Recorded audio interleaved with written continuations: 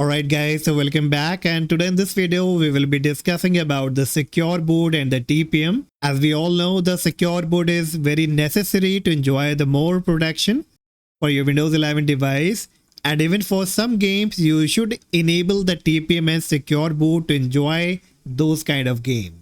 Alright, so right now I'm on my Windows 11 device, and in order to find out that whether your secure boot is enabled or not, you will have to click on Windows Search. Type here system.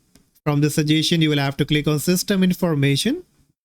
Now here somewhere in the middle you will find the secure boot state option, and as of now you can see on my side it shows me off, and this is exactly what we will be enabling right now. Alright, so now you can close it. Next, bring up settings, make a right click on Windows icon, then choose settings. In this setting from the left hand side you will have to click on system. Let us scroll down a bit and you have to look for recovery. Click on it. And here in the recovery option, you will find the advanced startup. On the right side of it, you will find restart now. You need to click on it and then click again on restart now.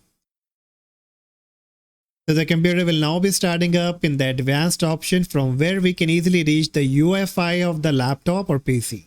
So once you see this kind of blue screen, you will have to click on troubleshoot. Then click on advanced option, and here on the right hand side you will find UEFI firmware setting. You need to click on it and it will take you directly to the BIOS. Click restart and wait for a while until the BIOS screen load up. Now once you come to the BIOS page, probably in order to view the advanced settings of the BIOS you will have to click on more settings, or on some BIOS you will have to press the F7 key to go to the advanced option, or maybe you find advanced setting option as well. Alright, so you will have to click on more settings here or advanced, and then probably you will find the secure boot in the security or in the boot section. So if I look in the boot section here, I don't find anywhere the TPM and the secure boot. So let's come to the security. And here scrolling down a bit, you will first find the Intel Platform Trust Technology. So basically it's your TPM. And you can enable or disable it very easily. From the right hand side, you will find the enable disable option. So if it's been disabled, then you will have to enable it. And again scroll down a bit and you will find finally the secure boot option. And you can see on my side, it's been disabled. Let me zoom it. So in order to enable it, what I have to do, I will use the right arrow key. And from disable, I will change it to enable. Alright, so now it will be all done. You have successfully enabled the secure boot. But now what I'm assuming that many of you might not find the secure boot option properly, or you don't find the visible option, the clear option to enable it or disable it. Let me give you an example. I'm in the BIOS screen of the Asus motherboard. And here in the boot section, instead of security, I will find the secure boot in the boot section.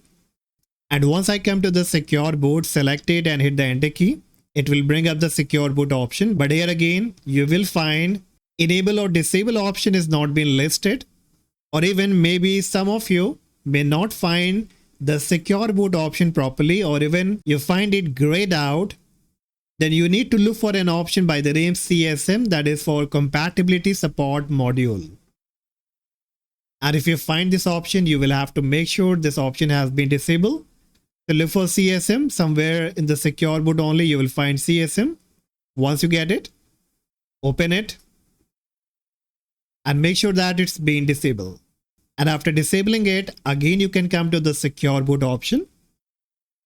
And if you don't find enable or disable option, then you have to pick the OS type and make sure it's been selected to Windows UEFI mode. And that's it. Now after doing this, you will have to just press the F10 key from your keyboard in order to save the changes. And the computer will now be restarting. So let's wait.